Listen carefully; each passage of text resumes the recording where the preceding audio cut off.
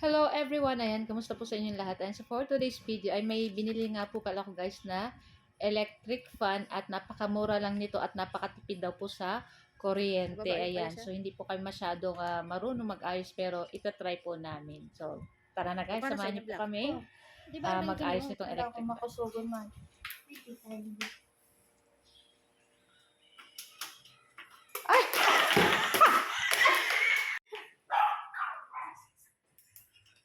Wow!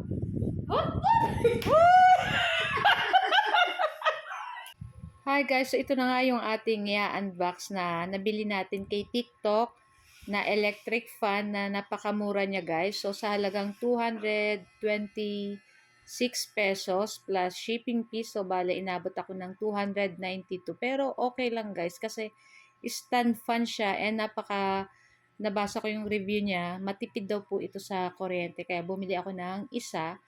Ayan, tapos itatry ko lang. So mahaba po siya. Nung una akala ko maikli lang siya. Yung pala, sa loob niya meron pang stick na tatanggalin, ilalabas, hihilahin dun sa palabas para humaba yung ating sa electric fan. Ayan. So, dyan, medyo parang maikli pa guys. Gawa na hindi namin alam na yung loob pala ay meron pa dong isang stick. Ayan. So, inayos talaga namin yan.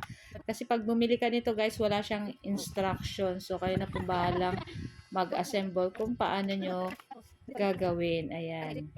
So, hirap na hirap kami nung una. Kaya ako'y tawa ng tawa kasi hindi namin alam. Kasi baka masira lang namin namin. So, ayan na nga yung stick na nakuha namin sa pinakaloob. Ito. Yun pala yun. Ayan. So, madali na guys.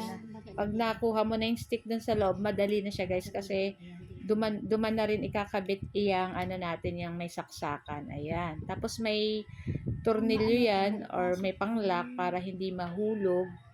So, dyan, nadali na kami. Kaya lang dun sa LEC, hindi namin na-lock.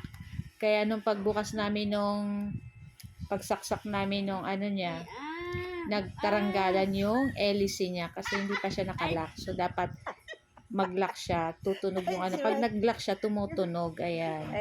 Tapos may switch siya, parang on and off. Wala siyang 1, 2, 3. Pero, ayan, may switch lang siya na on. So far, malakas po yung buga nung hangin nitong electric fan. Kaya, try nyo na din yung ganitong electric fan, guys.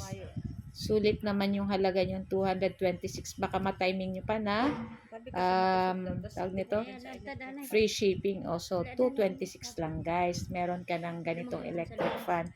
Hindi ko lang sure guys kung gaano tumatagal or nagtataon ba to. Ayan, depende siguro sa paggamit. So, ayan na nga. Okay na siya guys. Ayan, thank you for watching. Ciao!